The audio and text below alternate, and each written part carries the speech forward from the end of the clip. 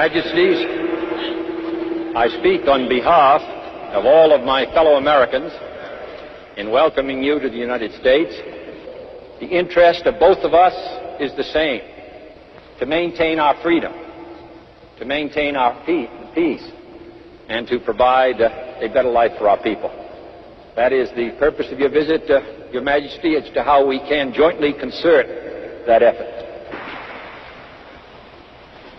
Mr. President, it's a most pleasant opportunity for the Empress and myself to be able, thanks to your very kind invitation, to visit your great and beautiful country. Today, the name of America has a magic meaning for the most distant communities of the world. I bring with me the heartfelt greetings of my countrymen to your people, with the expression of their sincerest feelings of friendship. And I extend to you, Mr. President, my warm wishes for the happiness and prosperity of your great and noble nation.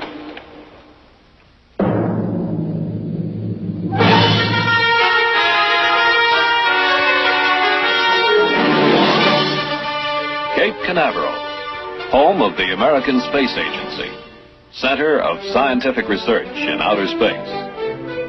It is here that astronaut John Glenn was launched into his orbital flight around the Earth.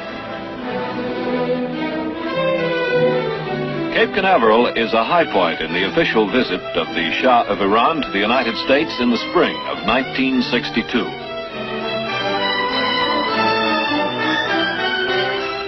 Thrust man and equipment across the threshold of space. Canaveral's purpose is simple, its job complex.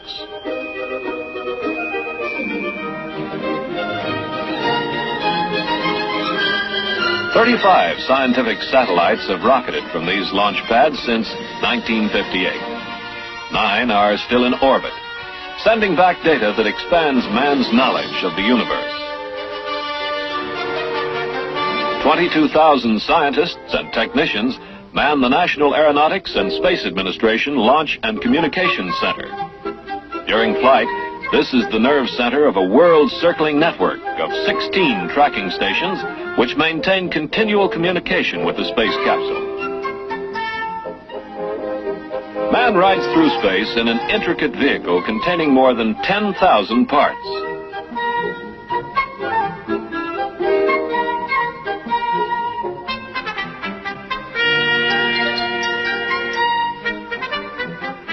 In coming years, Cape Canaveral will launch a 3-man spacecraft to the moon.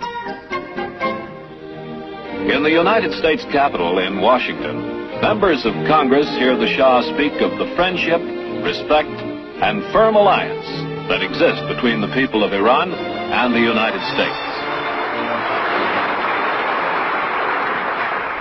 America gave us generous and valuable financial and military assistance, thus greatly facilitating our task in the implementation of our vast economic and general development and security plans, for which I wish to express to you our deep gratitude and sincerest thanks.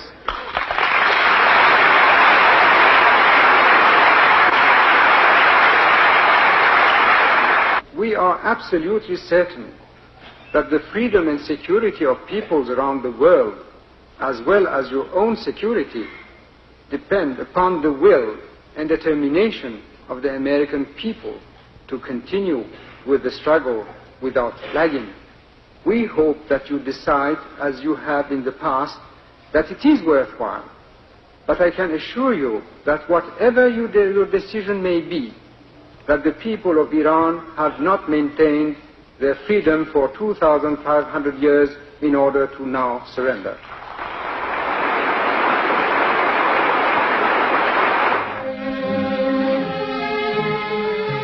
At the White House, residence of American presidents, the Shah and Secretary of State Rusk joined President Kennedy and Defense Secretary McNamara to discuss the collective security arrangements between the two nations.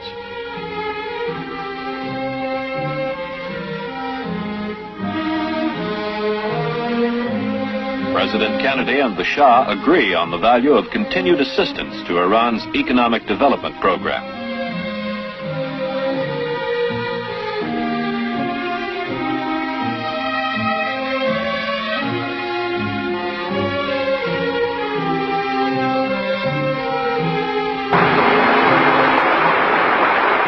The Shah addresses correspondents of the world press, reminding them of Iran's significant place in history and its position in the front line of freedom. He speaks of the economic and social reforms now underway, noting that Iran is moving forward with vigor, purpose, and stability. With the implementation of the vast program of social and economic reform to which we have set our hands, and with the self-reliance which springs from a strong and ancient nationalism and faith in the righteousness and integrity of our cause, Iran will advance in the right direction. With the support of our friends, the great country of America foremost among them, who take their stand on the same front with us and share in the defense of the same ideals and a similar way of thinking and living, we shall pursue our course.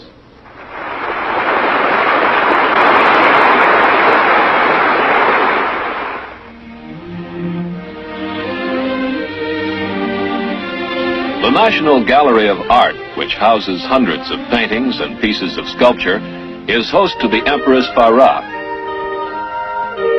Gallery director Dr. John Walker points out some of the masterpieces and describes the gallery's role as sponsor of lectures, concerts, and publications.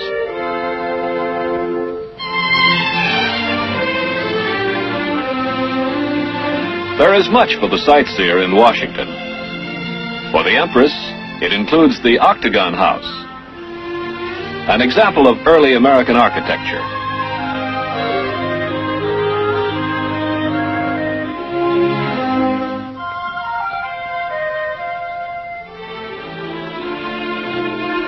A state dinner at the White House. Vice President and Mrs. Lyndon Johnson are among those who join President and Mrs. Kennedy in honoring His Imperial Majesty and the Empress.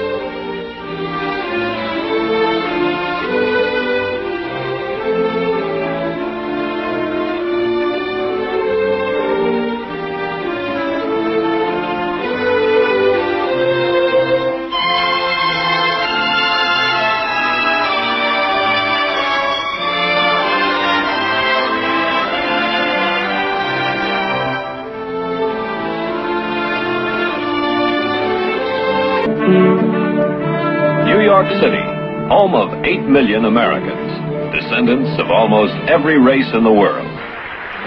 The city extends a traditional welcome to the Shah and the Empress with a shower of paper streamers and confetti as they drive up Broadway.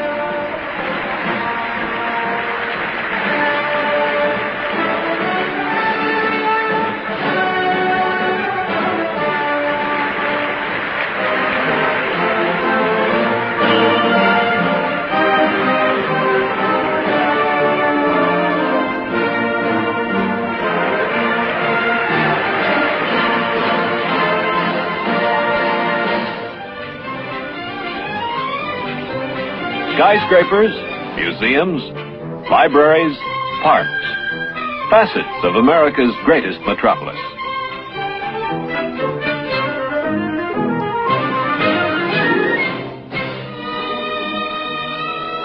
More than 1,200 friends and benefactors of the Near East Foundation fete the royal visitors at a reception and dinner. For 17 years, this foundation has carried on a program of cooperative training to assist agricultural development in Iran.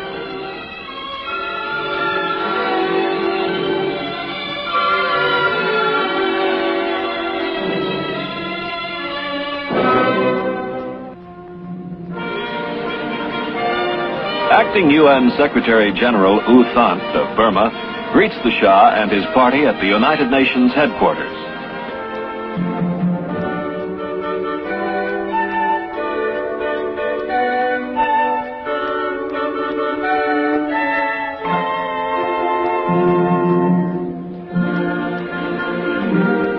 Iran is one of the 50 charter members of this world organization, which in its earliest days supported the national integrity of Iran. Chiefs of UN delegations join the Shah and his party. They visit the Security Council chambers, where world issues are brought for solution.